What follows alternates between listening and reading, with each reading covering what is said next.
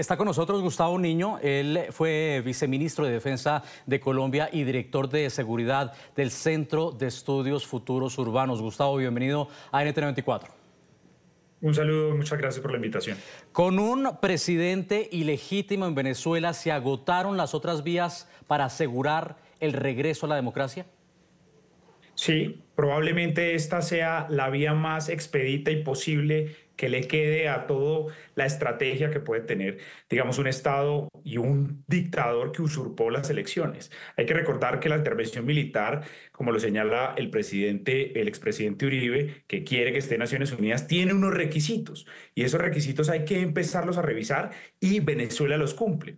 Empecemos con que los requisitos es que en Naciones Unidas hay una ley, hay un artículo específico, el 2.4 de la Carta, que señala de no intervención.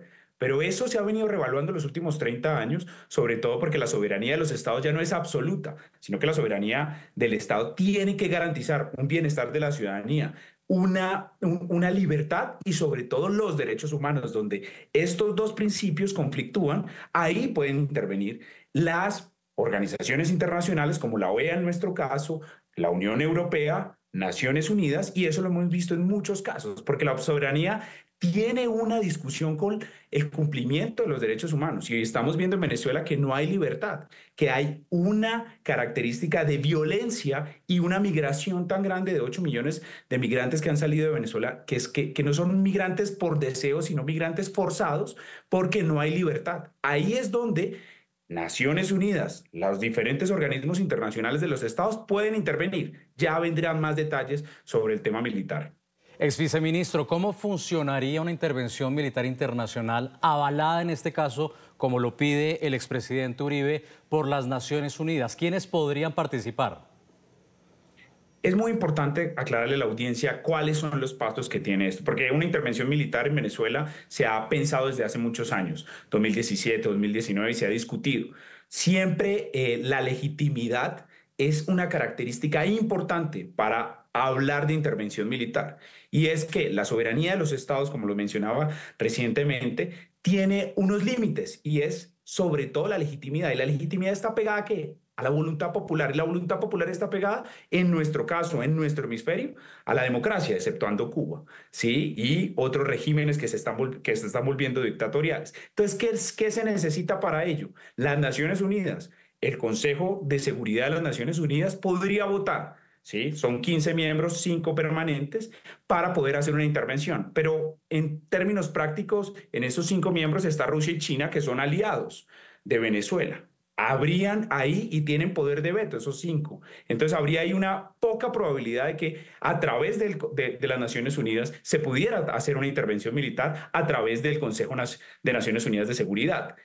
Allí hay un límite muy importante que hay que revisar. De pronto esa solicitud se puede elevar allí y se discuta, pero es poco probable que Rusia y China la avalen y es muy probable que alguno de los dos la vete. Entonces, ¿qué queda? Si queda una intervención militar que puedan hacer estados como Estados Unidos o la Unión Europea. Hay una posibilidad allí. ¿Por qué?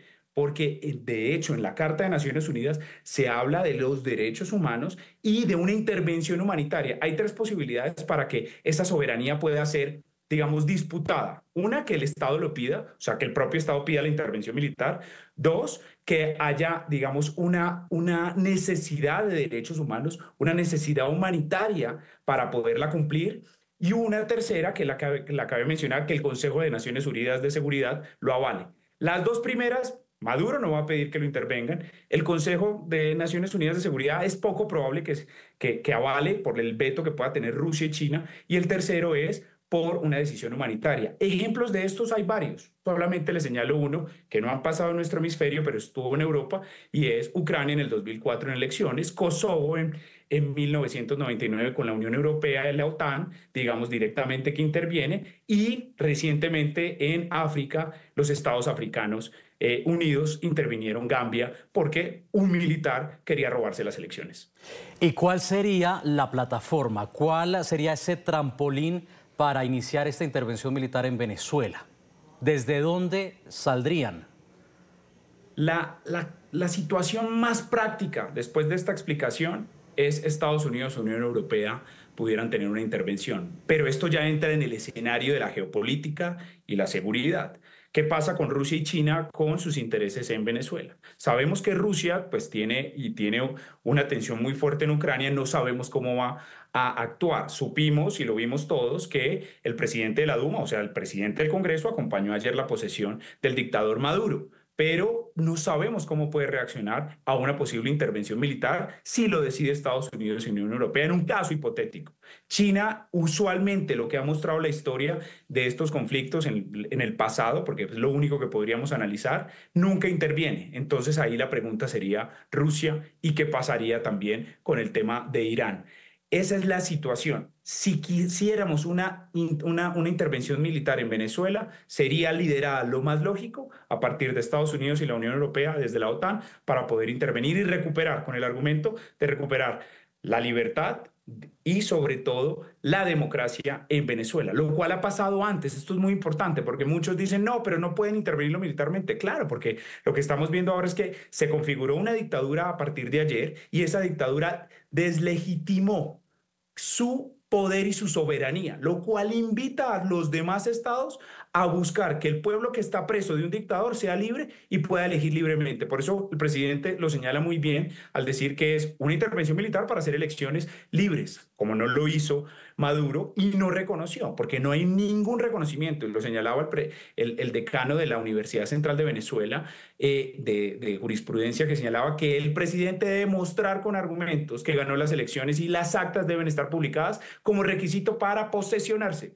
No hay actas. Y esto da un argumento muy importante para poder tener una intervención militar en Venezuela. Y claramente han pasado 6 meses y esas actas que supuestamente avalan el ilegítimo triunfo o el no sustentado triunfo de Nicolás Maduro, pues no existen, no se han presentado. Era Gustavo Niño, ex viceministro de Defensa de Colombia y director de Seguridad del Centro de Estudios Futuros Urbanos. Gracias por haber estado aquí.